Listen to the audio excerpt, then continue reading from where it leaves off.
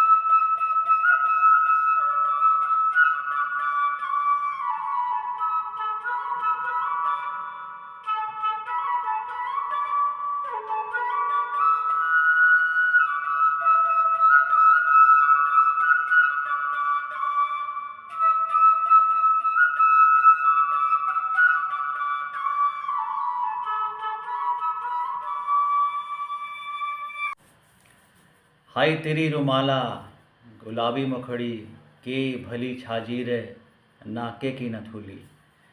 ये गाना तो आपने पहचाने लिया होगा, है ना।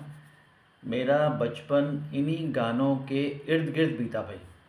जब भी मैं गांव जाता था और कोई शादी समारोह या कोई और प्रोसेशन होता था तो इन गानों के बगैर वो अछूता रहता था, है ना। तो कोई भी कार्यक्रम में ये गाने बजते ही बजते थे भाई। तो हमारे उत्तराखंड की, हमारे कुमाऊं के, हमारे गढ़वाल की महान विभूतियों में से एक, उत्कृष्ट कलाकारों में से एक गोपाल बाबू गोस्वामी जी ने ये गाने को गाया था, है ना। उनके जैसा महान कलाकार शायद न था, न है और न आएगा। अब तो सिर्फ हो हल्ला है भाई, और दुनिया भी उसी हो हल्ले में बह रही है। गोपाल बाबू गोस्वामी जी के गाए हुए गीतों में वाकई हमारे पहाड़ की संस्कृति झलकती थी। मैं जब भी उनके गानों को सुनता था तो मुझे वाकई गांव के अस्तित्व का एहसास होता था। उनके गानों को सुनते लगता था कि गाय का रंभाना ये होता है ना। सुबह सुबह घसियाड़ियों का जंगलों की तरफ जाना, बैलों की घंटियों की आवाज़ें, है ना। उनके गीतों को सुन के वाकई वो परिदृश्य याद आता था कि वाकई यार गांव का अस्तित्व है और गांव ऐसे होते होंगे। क्या लाजवाब गाने उन्होंने गाए। आज भी कानों में जब भी पढ़ते हैं गाने तो मैं तो भाव विभोर हो जाता हूँ, है ना। इस हो हल्ले में भी अगर मैं कहीं इन गानों को सुन लेता हूँ ना तो I am stuck at the moment, मैं पूरा सुनता हूँ। ऐसा था उनके गानों में, है ना, रस। मतलब उनकी जो एक सरल, है ना, उनका जो व्यवहार था वो ही उनके गानों में भी था, है ना। और एक और बात, बांसुरी का समावेश उनके गानों में, बांसुरी का समावेश, मज़ा आ गया। सल्यूट है उन कलाकारों को जो उनके गीतों को उत्कृष्ट बनाए थे। मतलब उनके गीतों में चार चांद लगा देते थे। तो ऐसी थी गोपाल बाबू गोस्वामी जी की छवि।